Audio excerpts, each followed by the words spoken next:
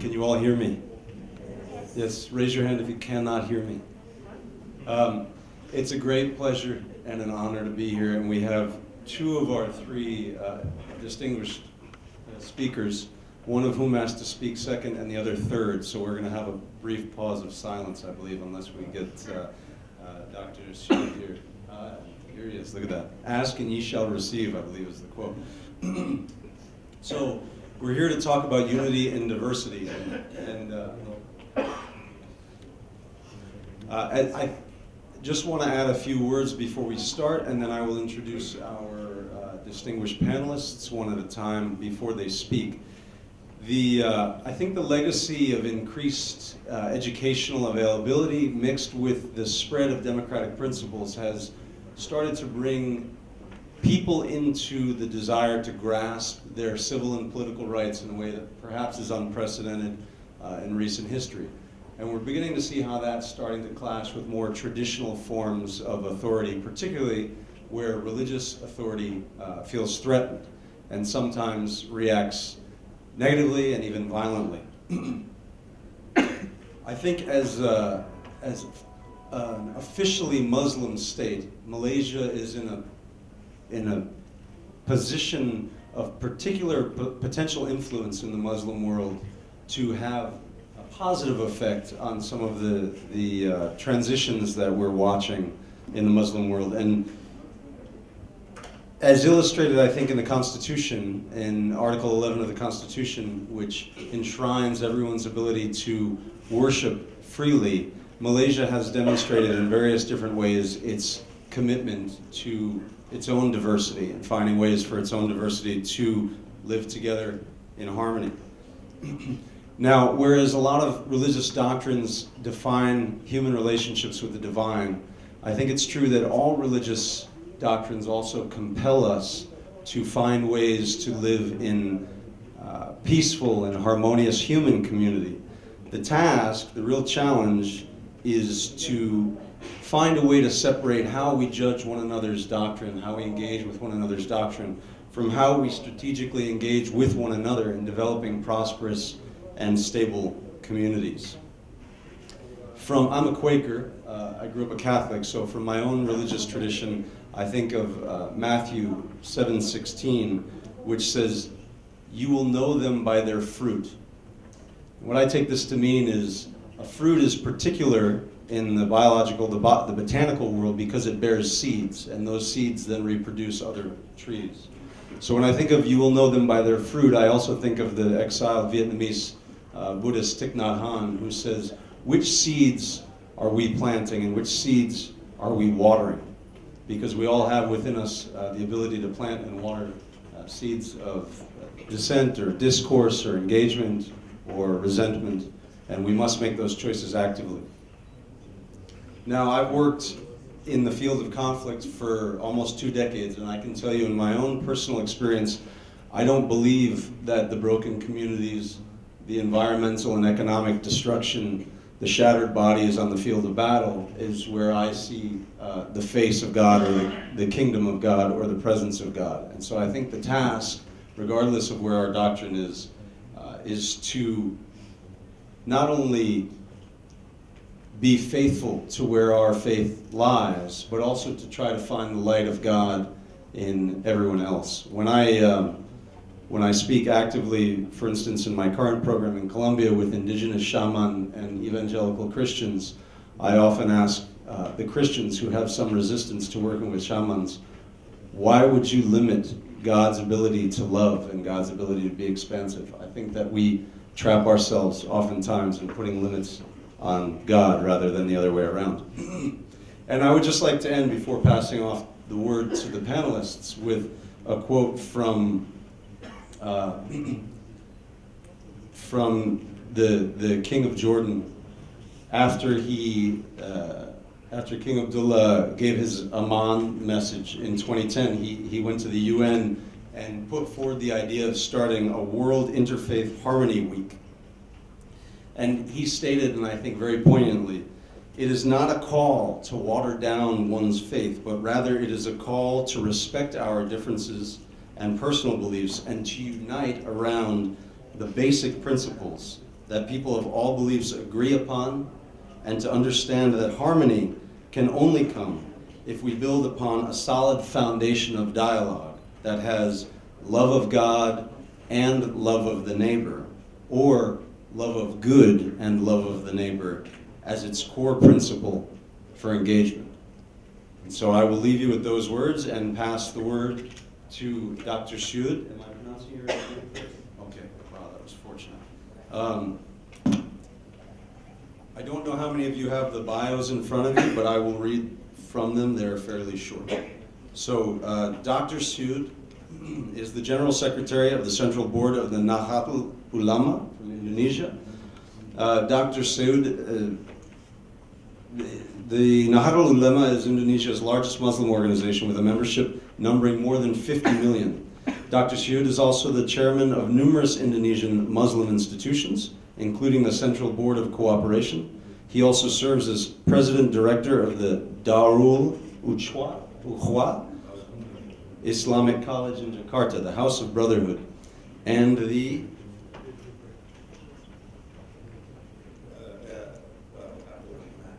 Islamic College in Bekasi. I will save myself the embarrassment of trying to repeat that. And is a lecturer at the Azhar University and Trisakti University, both of which are in Jakarta. You get to go first because you came last. So thank you very much.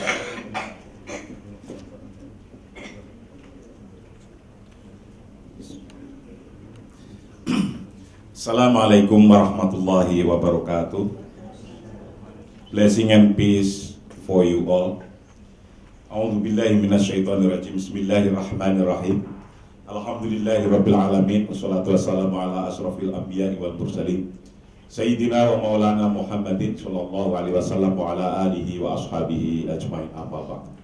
Ulama'ana al-kiram wa habaibana al-afadil. Mr. James Moon as a moderator. Happy audience, ladies and gentlemen.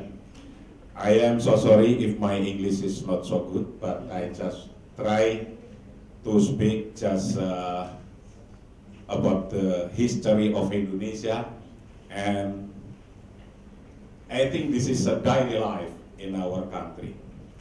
My brothers and sisters, we are all coming from our family. We have a parent, father and mother, also children. Children controlled by parent, by law of parent, by mother. If we are still a child, our president is a mother. And if we growing up, maybe our president will change to another, to our father, and then to another person. Sometimes our president, our idol is an artist sometimes when we are still children. Or someone who look very, very good, very beautiful sometimes. Growing from the family, we have a name. Our children, we have a different name. There is Muhammad, there is Abdullah, there is James, there is Paul, there is Abraham, there is Mahavira, for example, or another. Just a name, we call them a name, with their name. Also the parents have a name, Muhammad, Siti, or other. They have a name. So it's just a name actually. But the name of the parent and the name of the children, with the law coming from the parent, our parent, and control coming from our parent. The family growing and growing and growing become a tribe. Tribe of Muhammad, tribe of Paul, tribe of James, and then tribe of Mahavira, tribe of many kind of tribe, many different of tribe. Also, every person have a different language, different color, different style, different hair, different nose, different face, different religion. there is a Muslim, Muhammad will be Muslim, John maybe will be Catholic, David maybe will be Protestant, Mawira maybe will be Buddhist, different kind of Jen. Yeah. Just might be. Naturally, we are in differences. Different name, different religion, different language, different color.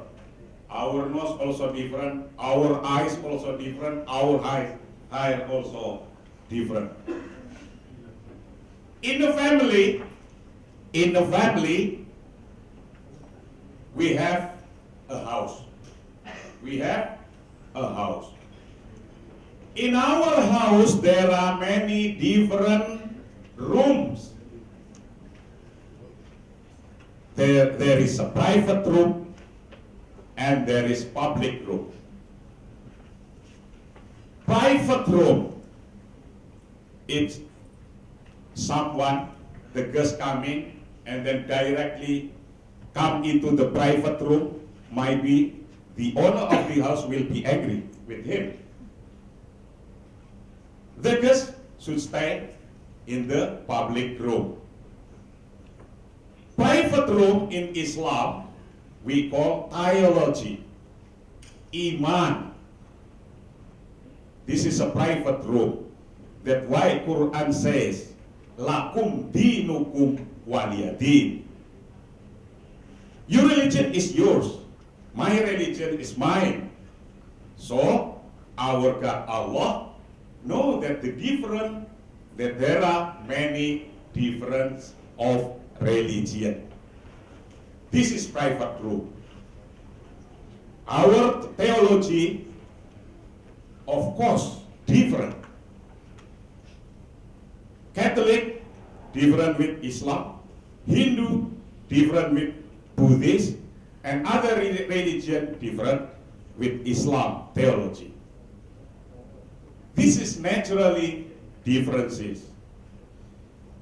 And if, for example, the Catholic come into the room of Muslim theology, you will not as a Catholic anymore, but you will become as a Muslim. Also, Muslim coming into the private room of theology of Catholic, for example, this Muslim will become a Catholic. This is a private room. Our theology must be different. Because the difference is we have a different name. Like Muhammad, John, and other. The name is Muslim, Christian, Buddhist, Hindu, and others. It's just a name of different ideology. And then the public room. Everyone come. Everyone can sit together with us in the public room. We call in Islam, this is the room of muamalah. The room of social public relation. Here we can join each other. We are as a Muslim. We are as different religion. In this room, we can join each other. We can work together. We can business together. We can live together. We can love each other here in the social public room. So, each of religion's followers should understand about this one. Which room that we should be able to enter, private or public. This is in our family. And then our family growing and growing, become a tribe. Tribes, many tribes. And then tribe growing and growing, become a nation. Become a nation. every tribe, every family, and then every nation, every religion in our country. The house is our state. Who controls this? Control this is the law. And the law coming from our government. Government also, if our family is father and mother, also the nation. We should have different privacy room and public room. In privacy room, Quran says, lakum dinukum waliyadin. Your religion is yours. My religion is mine. And then in public room, Quran says, Ya ayuhan nas, inna khalaqnakum min dzakarin wa untha wa ja'alnakum syu'uban wa qabaila lita'arafu. O mankind, this is mankind, all of us, not only the Muslim, not only the Muslim. Although this is Quran says, Ya ayuhan nas, all human beings, not only the Muslim. Inna khalaqnakum, we created you, min dzakarin wa untha, from the female and female. Wa ja'alnakum syu'uban wa qabaila, and we created you syu'uban wa qabaila in many tribes. The purpose is lita'arafu, to know each other, to love each other. After knowing, loving each other, living together each other in any different cultures, in any different language, in any different of many different. And then we are in different religions. We have God, and we have God. Also might be because we are in different religions, we can mention, we can give a name different also. As a Muslim, we call Allah. As a Christian, maybe we call Allah. Or another religion, they can call another name. But the purpose, Almighty, the Creator, this is, the purpose is the Creator. So, we have many different to mention the word of Allah or the word of our God. Why we should give another name? But actually we have already the name of our God. Why we should change? This is naturally from our Quran, from our Prophet Muhammad also said, in social public relation, we can do with other religion, other person, other tribe. Also Muhammad said, Man ahabba ayyub satarizquhu wa ayyutola umruhu falyasil rohimah. Whoever want to have more benefit, you should have a good network. A good network among us, among the people, among the different religions, although they mention their God different. And Allah already mentioned in the Holy Book. Thank you. Thank you very much. Assalamualaikum. Thank you so much, Dr. Shu. Is this on? Is this working? Can you hear me again? All right. Powerful reflection. I think that the idea that the private and the public need to be sacred and separated is something to consider, because at the same time that one wants to find a place to engage, one wants to have the sanctity to be able to practice one's faith without challenge. So an important thing to decipher in terms of political and public space. Thank you very much. We will now pass the word on to Mr. Ahmad Fuad Rahman. Hope I did not do damage to your name, sir. Ahmad is the managing editor of Project Dialogue in Malaysia at www.project, Projek, dialogue, dialog.com, if you'd like to look it up.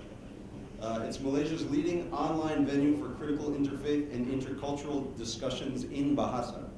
He's also the coordinator at the Center for Independent Journalism and a co-host for Night School, a show on BFM radio that explores fundamental concepts in the humanities and in the social sciences. He was trained in political philosophy, and he is also a member of something that sounds intriguing, I think you'll have to ask him about it afterwards, called the Islamic Renaissance Front. Thank you, James. Can everybody hear me? It's working? All right. As James stated, I'm trained in philosophy, so religion is a bit outside my command in terms of what I know.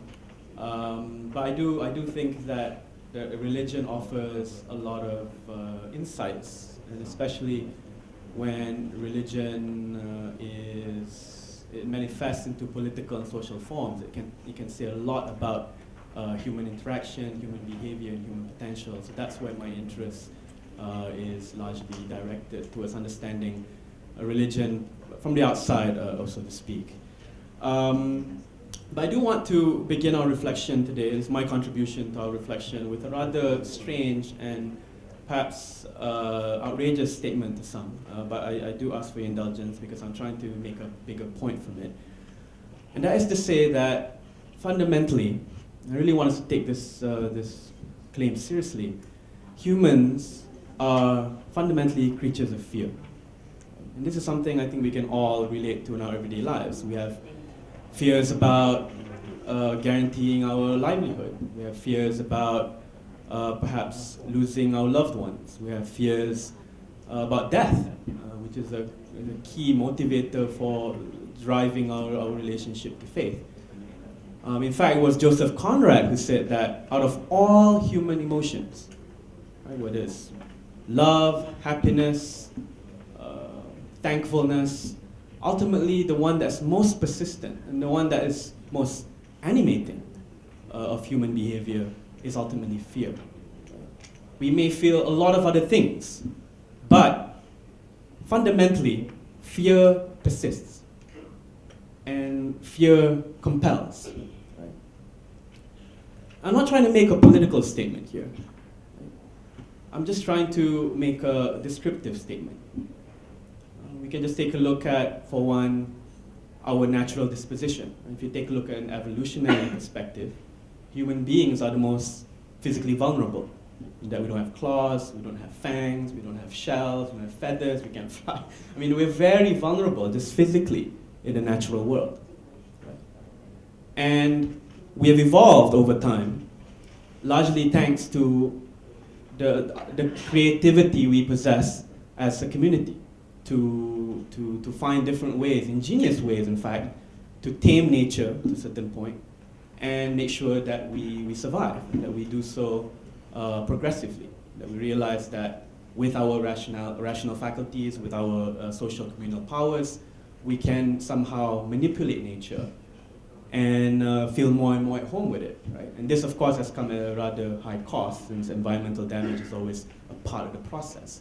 But the reality is that if you look at just our bare physical facts, there's a lot that shows that we are, in many ways, vulnerable to the harsh uncertainties and harsh forces of nature. And over time, in the history of mankind, our way of coping with this fear has been to concoct myths, origins about who we are, where we're going. And some of these myths have come to us in the form of our religious convictions. Right? I don't mean myth here in a pejorative sense necessarily. Right? Myth is creative. Myth is very profound. It can evoke a lot of compelling narratives about who we are and understanding our potential and moral obligations. I don't mean that in a bad way. But what I want to show is that fundamentally, right, the fact of the matter remains that there is this underlying fear that humans somehow throughout history are always confronting. Now, to the more contemporary context, especially in the case of Malaysia, we can see that this fear is pervasive. Especially if you just look at how religion has been politicized. The way Malay identity in particular, you've been following Malaysian news, is very, very telling to this politics of fear that keeps creeping up. Right? Every day, whether it's at the sermons in the mosques, whether it's in a political party conference, whether it's in a political rally, statements about Islam being threatened, either from the West, by the Jews, from the Christians, from the Hindus, are just very pervasive. Right? Again, coming back to this theme of fear that somehow human beings cannot get over. Right? And over the decades, this has created a climate of coldness, a climate of suspicion across the many different races in Malaysia. Right?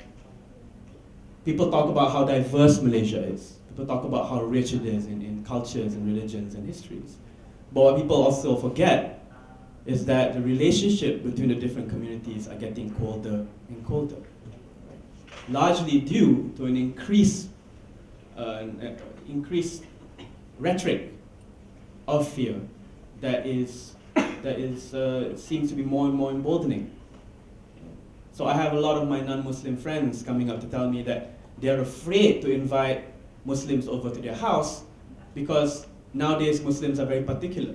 They want to make sure that the silverware at the house is completely halal.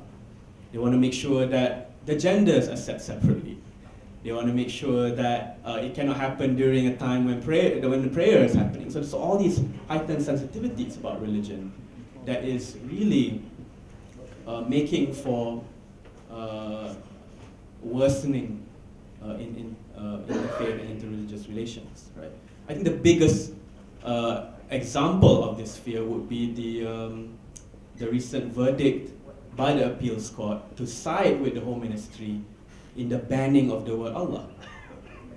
Everywhere else, in Indonesia and the Middle East, this has never been an issue. But in Malaysia, with the support of several notable clerics, somehow the idea that Muslims must fear non-Muslim use of the word Allah has somehow gained traction. And this has divided the Malay community. So what has happened is that a lot of other non-Malay, non-Muslim communities are willing to settle for cold relations than for justice. Many are willing to say, look, let's stay in our silos as long as things don't get worse. Therein perpetuating this climate of fear. So I do believe that religion, if we are truly to grasp the richness of the lessons, the real potential in the wisdom that all religions, all surviving religions, all the religions, main religions of the world have, can be a potential for good. But it must address the fact that there is always going to be that fear. We cannot moralize in a vacuum. And sometimes, sad to say, this is what we always find. A lot of harking back to the way things used to be. A lot of harking back to what the scripture says. A lot of harking back to what certain figurehead, some icon or some patriarch in the history of a certain faith said. Right? That is not enough. We must address the propensity for fear that human beings have as they live in a world that's very complex and plural. Right? Especially in a globalized setting where cultural interactions are getting more intricate, as you're confronted with different ideas every day through the media, through travel, through just the expansion of the world, people resort to simplified narratives of their religion for easy answers. Because the world is just so complex. And this breeds kind of fundamentalistic, a kind of simplified, reified notion of religion. So the question I believe that people of religion must pose to themselves and to others is, how can religion be an antidote to fear? How can it serve to inspire rather than to recoil into simplified, reified identities? And one starting point, which I want us to ponder about, is to see everybody. To see all people of all faiths as inherently vulnerable. That ultimately, we are all in this together, not in some abstract appeal to the universal brotherhood of man or anything like that, but as creatures who are facing a lot of uncertainties in a world that is increasingly more complex. We must come together knowing that each of our traditions do not have all the answers. We must come together knowing that humility is the starting point. It's not the ending point, it's the starting point.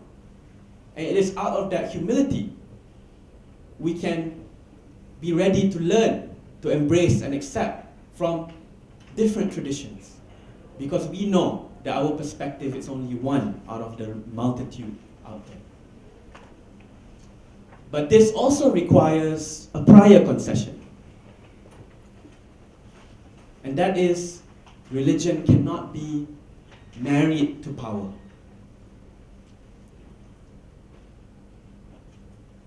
That ultimately, religion cannot be a kind of fuel, a kind of opiate, a kind of shot in the arm, a kind of quick fix for our insecurities of not being in control. And sadly, that's what's happened. Right? Whether it's Islam, Christianity, Buddhism, more and more so lately, if you look at Southeast Asia, the pathos that comes with religion has become this drug to feel at home. This drug to give a sense of security, and a false one at that. And I think the sooner we concede that each of our traditions are limited, that we must come together as common partners in vulnerability, in realizing the smallness of our position in this universe, that I think we can move forward and we can start realizing that we need others in our spheres of moral obligation. So I'll just end with these thoughts for now, and I look forward to your insights.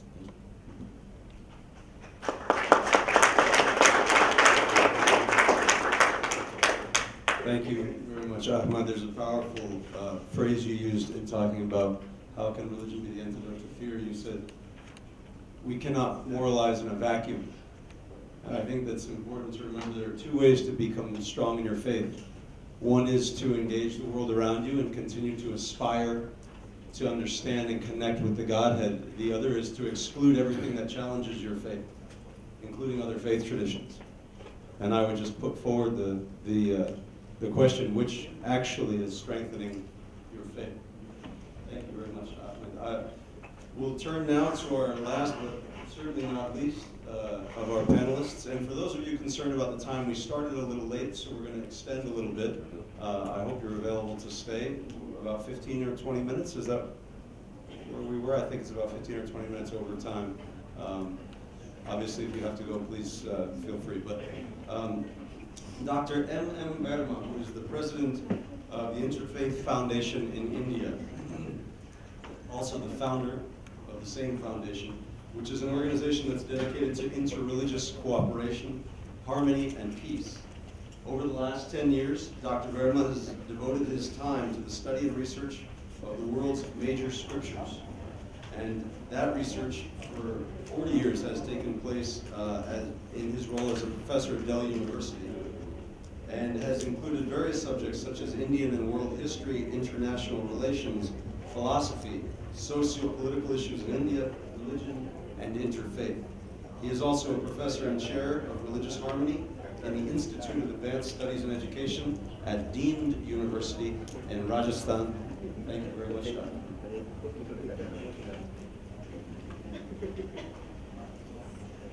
Thank you for the introductory words and kind words that you have spoken for me.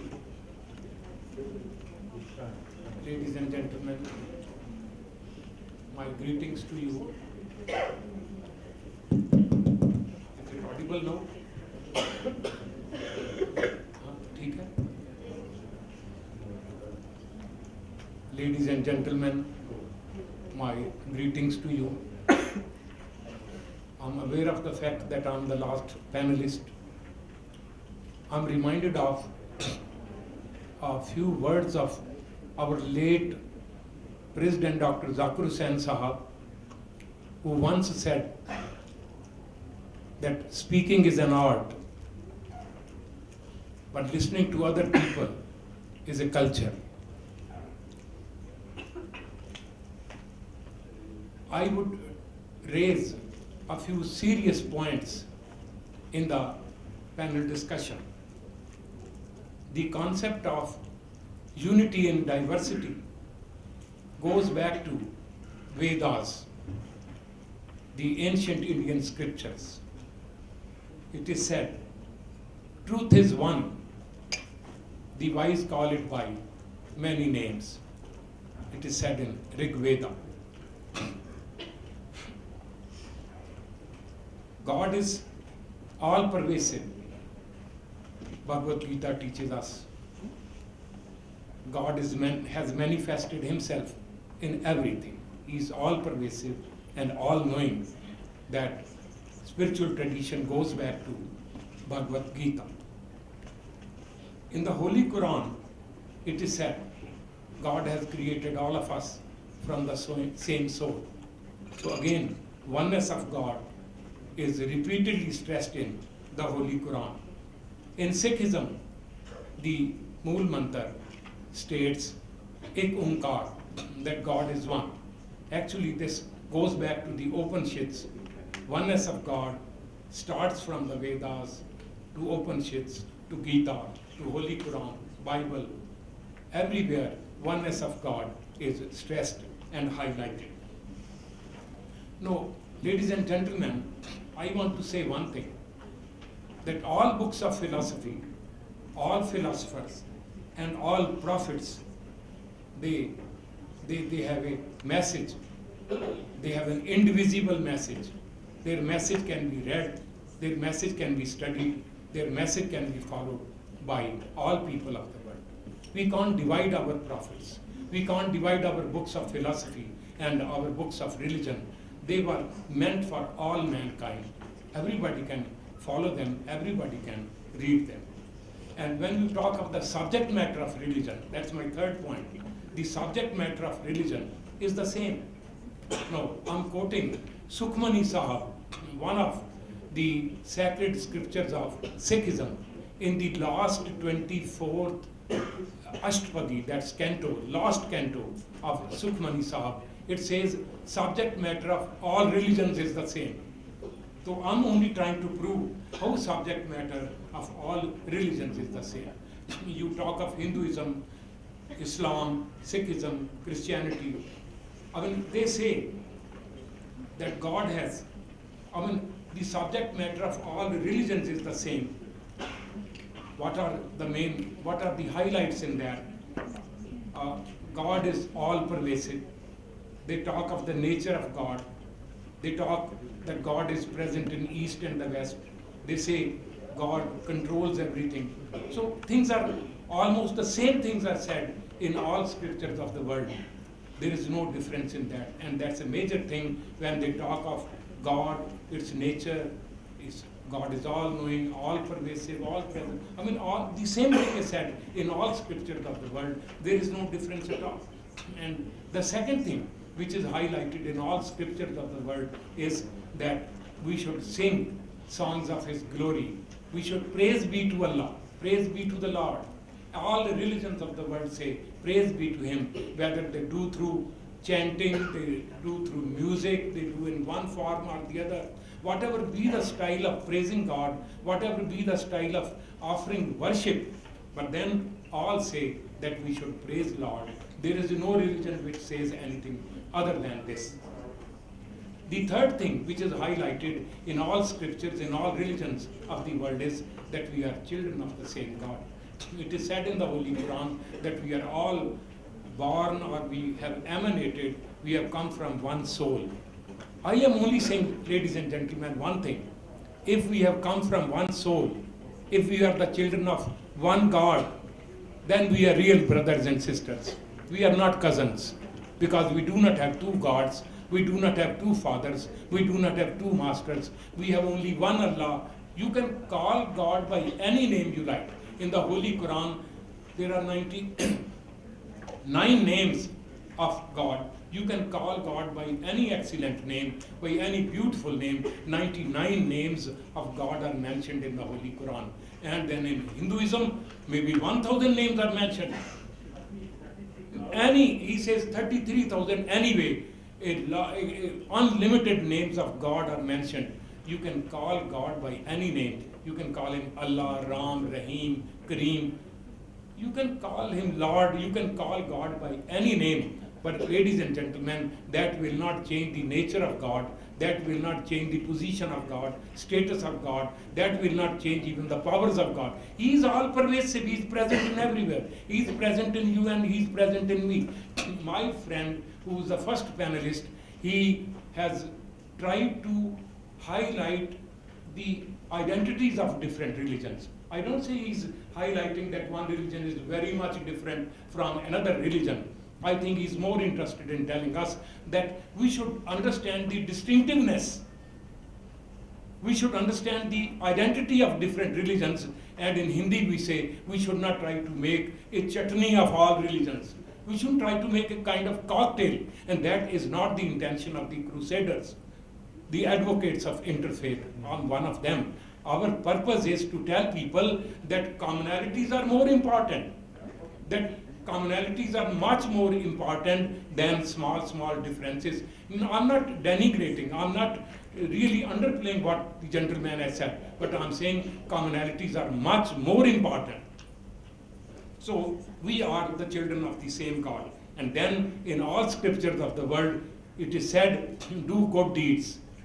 Do good deeds. In the Holy Quran, in Surah 2, Ayat 177, it is mentioned that do good deeds. It is mentioned in the 6 scriptures. It is mentioned, Bhagavad Gita, for instance, it revolves around only one thing, that you do your duty. Your duty is your dharma. Bhagavad Gita doesn't say what is your religion. I mean, this word is not at all important in Hindu literature. We say dharma is the only thing. It may be Sanatan Dharma. It may be our original dharma. It may be our dharma as human beings. And that's applicable to all people of the world, all human beings of the world. We must do our duty. And that is the central theme around which the entire Bhagavad Gita is woven. Do thy duty wherever you are, according to your own natural talent, natural capacity, natural ability. You do your duty, not to reap any fruit, not to garner any fruit, not to take the reward of your duty. Do your duty as your original dharma, as the essential duty. I mean, as a citizen, as a man, as a human being, as a teacher, as a husband, as a brother, as a student. You do your duty according to the place where you are put. And then last but not the least, all scriptures of the world, they highlight human values. And human values, as they have been stressed by the panelist on my left side, they are the same in all religions of the world. I need not repeat if I say that the Eightfold Noble Path of Buddha, that gives us the basic human values. I am not going into controversial point whether Buddha believed in God or not. That's not at all important to me. What is most important is that Buddha gave us an eightfold noble path, and that conforms to Bhagavad Gita, that conforms to other scriptures of the world also. Do good thinking, right deed, right speaking, and you help other people in any way. And last but not the least important is that it is said in the Holy Quran. I mean, gentlemen, I'm addressing this to my panelists co-panelists here also, that God has, it is said in the Hadith, not in the Holy Quran, that God sent 1,24,000 prophets to the people. I'm not getting into controversy of logistics, whether they are really 1,24,000 or 1,23,000 more or less. I'm not getting into any controversy. But all that I'm going to say, that these prophets have been sent to all people of the world at different times, different places. But I would like to submit forcefully that all these prophets have given only one message. All prophets came from God, and they gave only one message of love, of brotherhood, of unity, of fraternity. And I refer to Surah 2, Ayat 241, Surah 2, Ayat 285. It is clearly said, and it is mentioned in the Holy Quran also, that Allah sent prophets earlier also. The names of 25 prophets are mentioned in the Holy Quran. And the names of holy books are also mentioned in the Holy Quran. Names of some holy books are also mentioned in the Holy Quran. And then it is very clearly said, as the gentleman earlier said it, Lakum dinukum waliyadin. It is said in Surah 109, Ayat 6, to you your religion, to me my religion. It only means to say that there is no point of compulsion. The main thing is said. I would like to quote another ayat, another surah and ayat, and that is Surah 3, Ayat 64. There is no compulsion in religion, and then you unite with other people in the name of truth and friendship. It is very clearly stated in the Holy Quran. So, ladies and gentlemen, Holy Quran gives us the message of unity of mankind, gives us the message of peace, brotherhood, and we should respect prophets of other religions, we should respect scriptures of other religions, and all have come from God. There is no point of dispute at all. Thank you so much.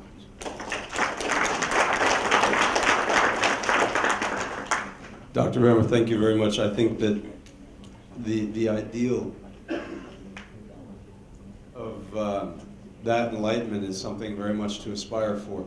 However, I also think that it's undeniable that in our world, the reality is manifesting somewhat differently in many cases. So I would challenge those who are in the audience now for the question and answer session, perhaps to try to get at what are some of the practical steps between those who wish to make the entire house their private room and those who see the house as having no walls. So I leave it to you all to challenge the panelists to map out for us the way there.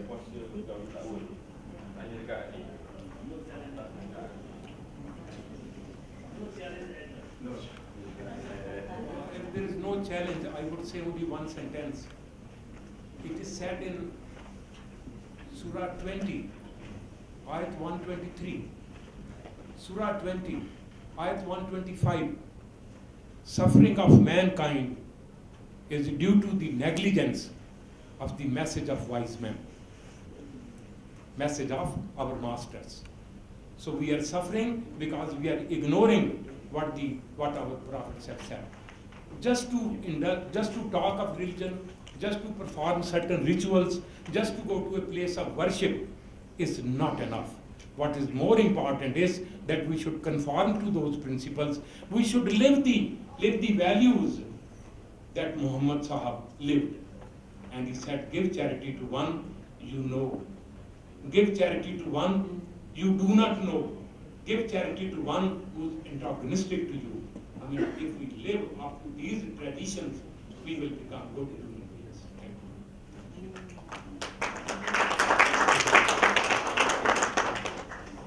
I'd like to, how much time do we have for questions? About 15 minutes. So maybe what we can do is take 2 or 3 at a time and then have the panelists respond either as a unit or if they're directed individually at people, please state that in your question. I would ask that the interventions be fairly short because we have a very distinguished crowd here, I'm sure, with a lot to offer, maybe some more surahs to quote But let's try to be pointed and see if we can engage a little bit more of the thinking around practical ideas. So I just see three right down this side, so let's take the three in order. This gentleman first, and then the gentleman in the glasses, and then there's a gentleman farther back. Thank you very much. 3 points basically. Number one, I think that one of the biggest dilemma that we have in our religious communities these days is the claiming of absolute truth. And I think that is one of the most dangerous arrogance that any religious people have, to claim that they have the absolute truth.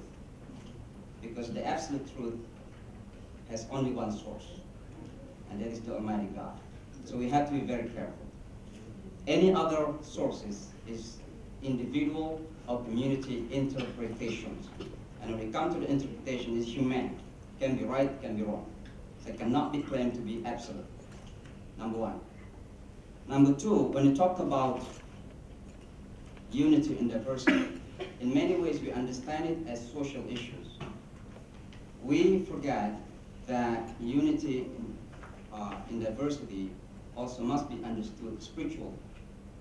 I understand about the main room and the particular room, but it's about technicalities. It is about functionalities. In general, we have the same room, because we do believe that we have one God by different names. And so whatever the room that you live in, you have to believe that this is the room of everybody. So you don't have to claim that this is only my room. You can go to God in any ways that you want, but you have to accept that everybody is going to the same God. And I think that's the universal spirituality, universal God. The last point I'd like to underline is I fully agree with the second speaker about the majority insecurities. In any society, you find that. I'm from Indonesia also, as like Pak Suhud from Indonesia. We know that there are some people in Indonesia that's insecure about the growing of Christian community in Indonesia.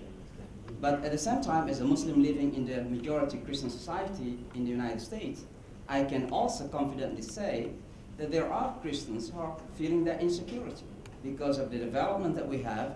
Muslims are growing in the West, and many Christians are insecure. So that insecurity happens in anywhere.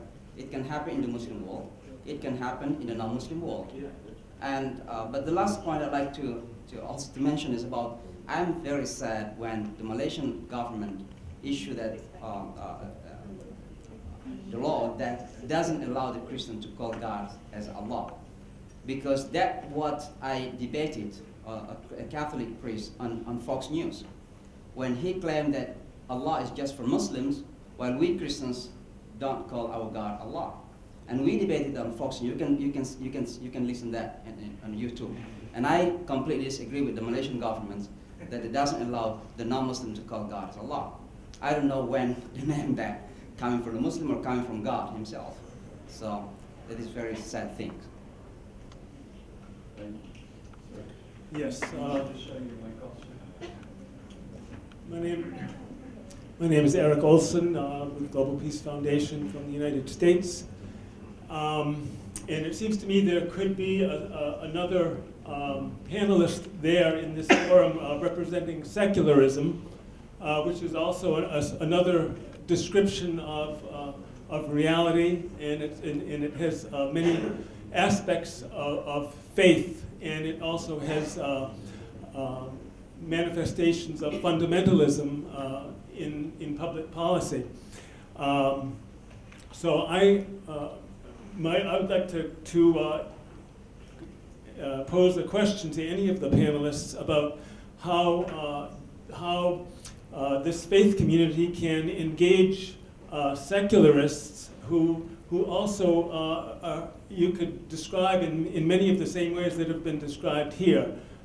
We've found increasingly that the voice of faith in the public square is being restricted in many Western secular societies, and the level of tolerance for religious expression is being diminished. So I would pose that question to any of the panelists. Thank you. Thank you. The gentleman farther down. Thank you, Mr. Chairman.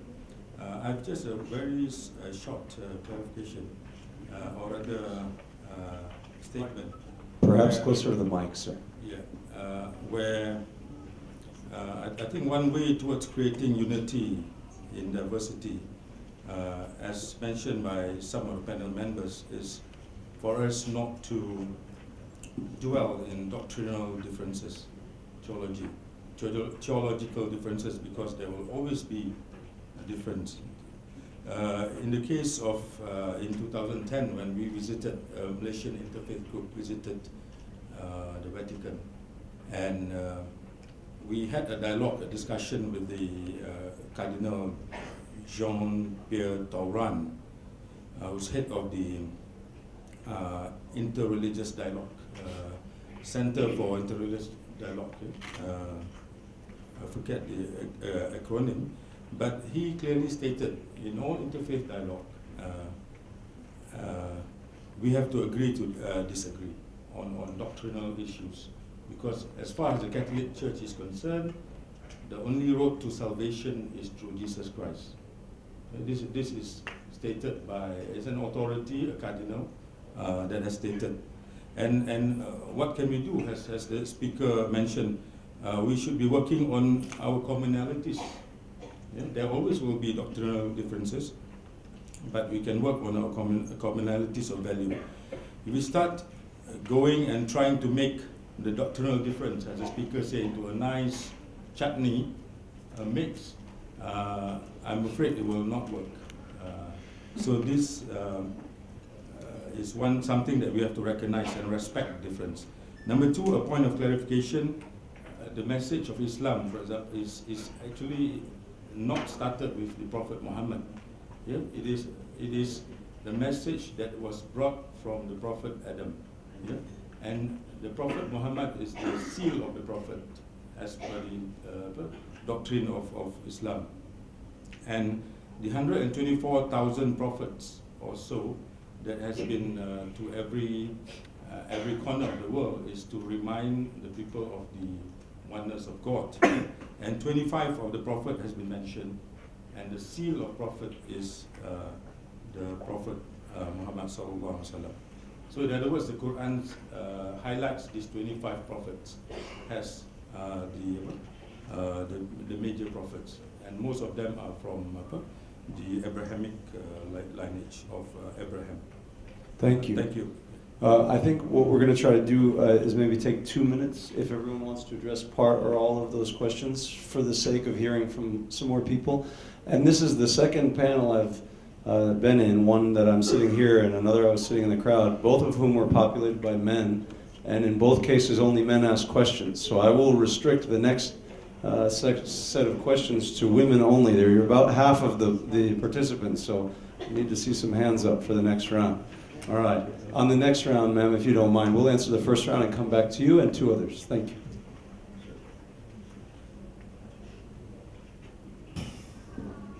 Just now, actually, I just want to say about the story of Indonesia. But because of the time, he already stopped me.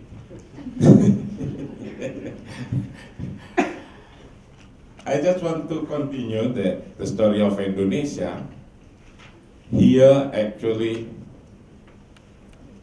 in the different kind of religions and different languages. In Indonesia, there is 337 languages, local languages. Different. Sometimes we have some problem. Some issues also. Some problem, actually, there is people from Madura. This is Madura Island, far from Jakarta. They speak with their own languages, local language, Madura. Someday he come to Jakarta, want to buy something. Then he come to the market. The seller is from Jakarta. Jakarta is Betawi with the language of Betawi. Maduranese asking when he want to buy and point that thing with the Maduranese language. Beremparia. Yeah, Madura. Yes, beremparia. The seller do not understand the meaning of beremparia. He just only think and imagine. Maybe he asked about the price. Just maybe. And then he answered the seller, Ceban. Maduranis do not understand the meaning of Ceban. And also, people from Madura just think, maybe he talk about the price also. Ceban. And then Maduranis, but he still think, most of them, they do not want to be seen downgrade, and they should exist that they know everything. And then Madurani said, can I buy it for ting tong? Ting tong. And then he confused. What is the meaning of ting tong? But he cannot, or Jakarta people, this one, don't want to ask what is the meaning of ting tong. And then, after thinking and thinking hard, but never find it, what do they say? What do they say? And then, from Jakarta, the seller asking first, can you tell me what is the meaning of ting tong? And then Madura also say, please tell me firstly what is the meaning of Ceban. It means when there is a conflict like this, also in our religion, not only with the different religion, also in one religion sometimes we have conflict.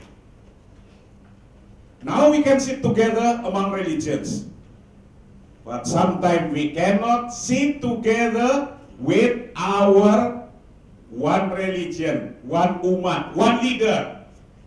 Sometimes this is in Jakarta, in Indonesia. I do not know in Malaysia. That's why we should be able to sit together among us, religion by religion, and among Muslim with Muslim, and also Muslim with others. Stop. Thank you.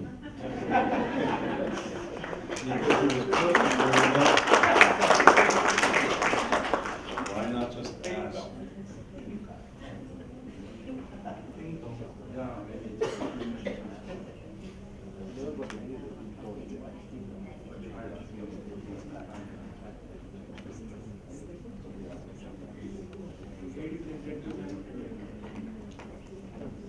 We have come to Kuala Lumpur not as tourists, and not merely as intellectuals. We have come here as religious leaders.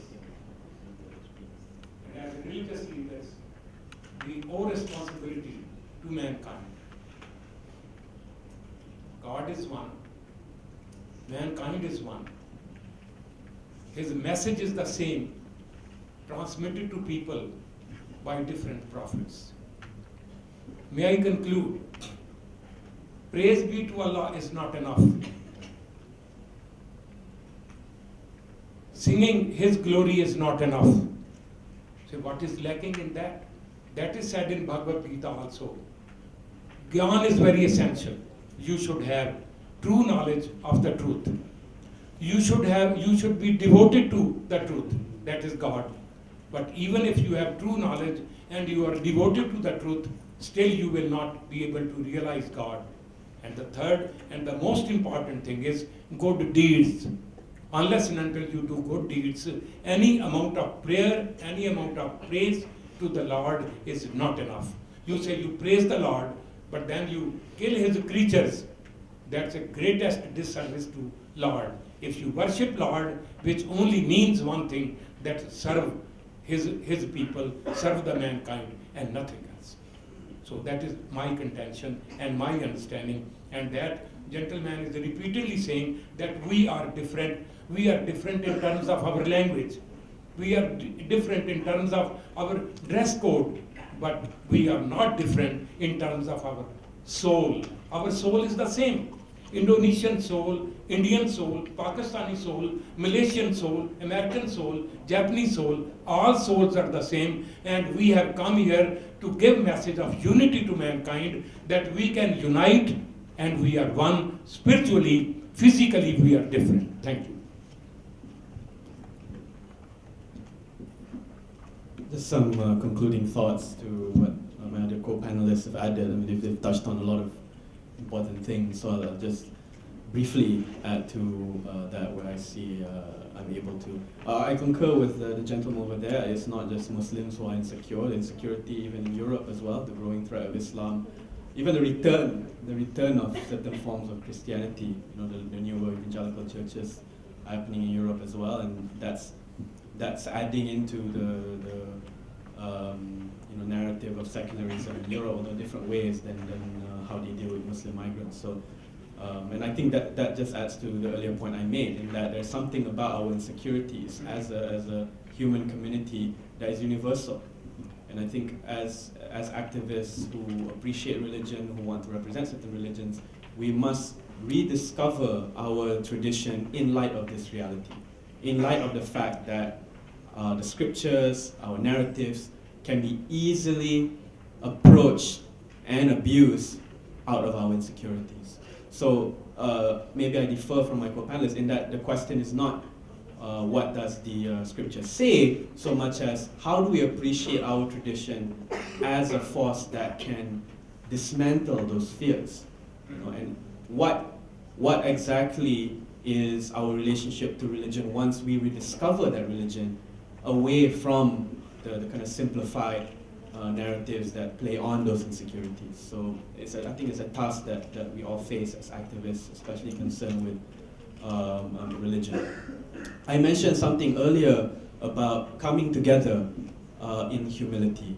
And I don't mean that as just a kind of plea to a kind of virtue, but what I mean to say is to look at our existence in its totality. Right? The entire universe is 13 billion years old. I mean, it's massive, it's vast, it's infinite. And if we are people of faith, we see that as divine. How old are the Upanishads? I mean, they're old, right? But in light of the larger story of the universe, which we must see as the larger story of the divine unfolding, it is small. When did the Stone Age start? 45,000 years ago. It's 45,000 years before human beings even came up with complex languages.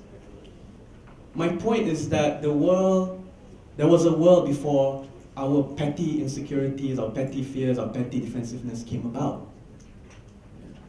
I don't mean to be provocative here, but sometimes if you add that perspective, it really shows that the pathos we have, the passions we have, we're so convinced it's so divine, and the righteousness that make us protest and moralize, it's really tiny, it's minutia compared to the larger story of the divine in the universe that is mysterious and rich. And I think if we embrace that together as human beings, we will be met with a humility that will leave a larger room for others, because we see all of us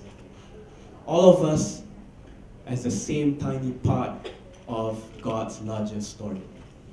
Thank you. I do think you mean to be provocative, and thank you for being provocative. So we have just a few more minutes, so I'd like to start with this lady here, but two more hands, female voices, please. One. Anybody else? Two. All right, we have three. please. 1, 2, and 3. Although I realize in Hinduism there's a shift in the gender of the gods quite a bit. I'm going to go with the 3 ladies this time, if you don't mind. It's a long conference. Thank you, Mr. Moderator. I feel that it is my duty to listen and support what Dr. Burma said just now, that there should be an openness in religion, that all religions are basically the same. They have one God, and they mean peace and love for everybody.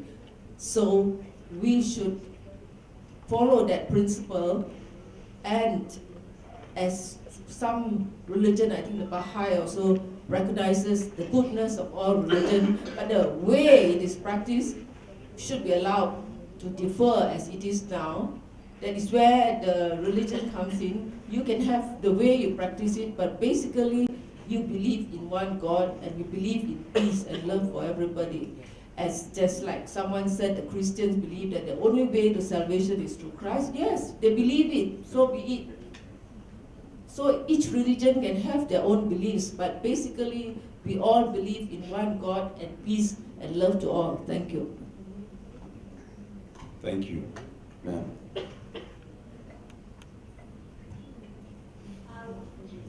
We are from America, and our America was founded on religious freedom, and that is my concern. And with all of us so different, the concern is how can we have everybody to have their own, to have freedom to worship in the way that they want to worship, and not infringe on others. And I think that freedom of religion to do our own thing is so critical. Thank you.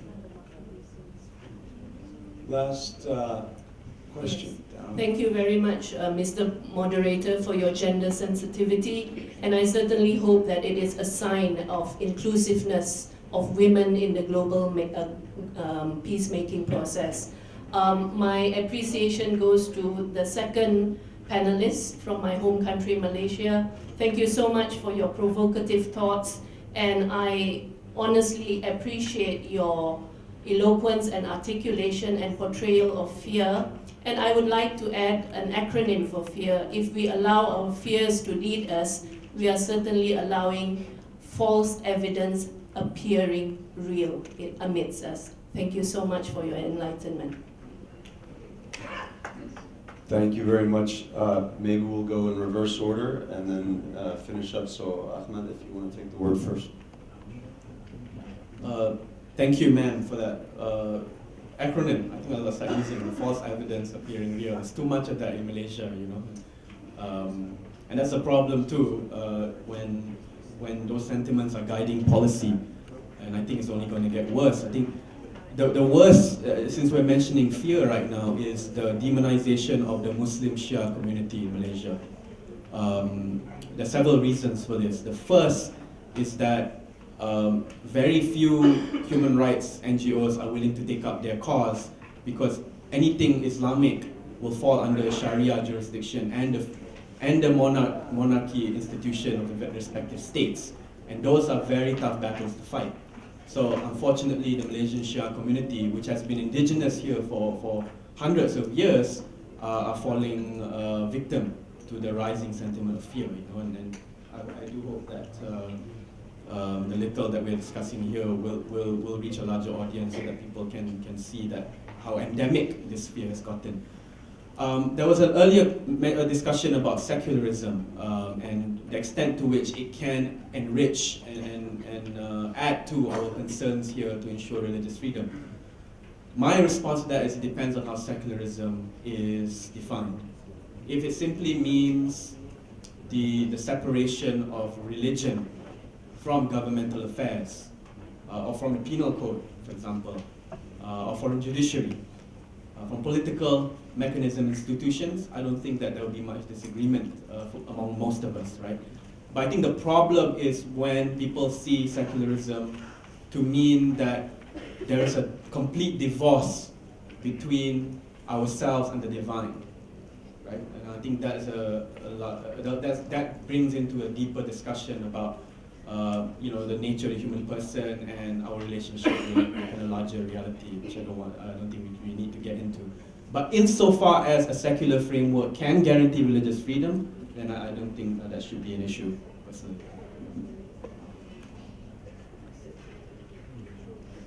Just a sentence now. The irony of the situation is that our spiritual scriptures are misrepresented. They are distorted. And what we have to do is to simplify it and present them in the modern idioms, in the modern language, so that they are understood by all people.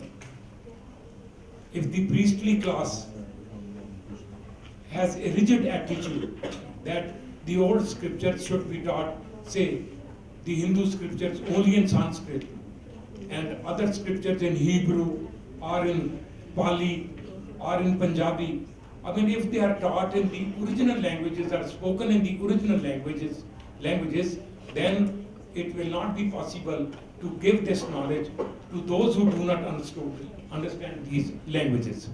So my simple submission is that the scriptures should be correctly interpreted and expressed in simple language that they can be understood by common people. Alhamdulillahi Rabbil Alamin, praise be to Allah that now we are still talking about the similarity, about the togetherness, about love each other, about something that we are able to do together, whether we are in different religion. In some cases, actually, we have some problem with in different cases and in different conflict. Like in Indonesia, not all the conflict of religion as you read in the newspaper, not because of religion. Although they pull that it is religion conflict. Although they write that this is religion conflict. You know, like in Madura just now, there is a Muslim. All of them are Muslim. But there is a conflict between Sunni and Shia as written in the newspaper. But actually it's begin from the family. Younger brother and old brother, they love in one girl, but the younger can get her. Start from this. So, if we see like this, we should understand where does the conflict come from. Sometimes not because of coming from our religion. This is Islam with Islam, Muslim with Muslim. Maybe with in the Protestant also might be like this, because it happened also in Indonesia. If the mosque are able to everyone join in one mosque, although they are different kind of madhab, they are able to join in one mosque. But in another cases, if Protestant, for example, they cannot join the church with other church, then they should build many kind of church. Like behind of my office, there are 5 kind of church, different. Then Muslim think, why? I just need one mosque, but this is just in the one area, need 5 churches. Then the conflict happened. If like this, as we do, actually, before building the church or any kind of masjid, mosque, for example, actually around of these places, whether they are Muslim or not Muslim, should know, firstly, should know that this place will be built, this church. Until they don't ask, why? There is a church, but you build again. And sometimes this is a problem in Jakarta or in Indonesia, maybe in other countries like this. That's why that we should be able to understand each other, to know each other among us, among others, among religion by religion. Thank you. Dr. Hsu. I'm going to use my prerogative as moderator and just steal one word, if I might. And it's in response to this question about religious freedom, which I think is very important, and probably where some of the most practical work on this question is being done from a legal perspective, how to institute and enshrine and protect the freedom of religious practice. And the real challenge presents itself when that tolerance encounters doctrines that are intolerant.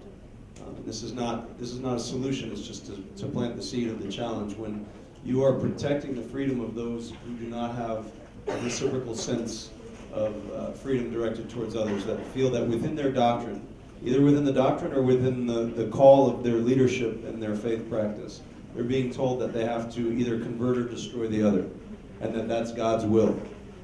I've always found that a little confusing because most of these groups also believe in an omnipotent interventionist God who's active in the world, so I always wondered why God couldn't take care of that God's self if God wished. But that's, I think, really where the challenge comes in terms of conflict resolution, is to grapple with this question of groups that simply do not believe that they should allow others to practice in peace.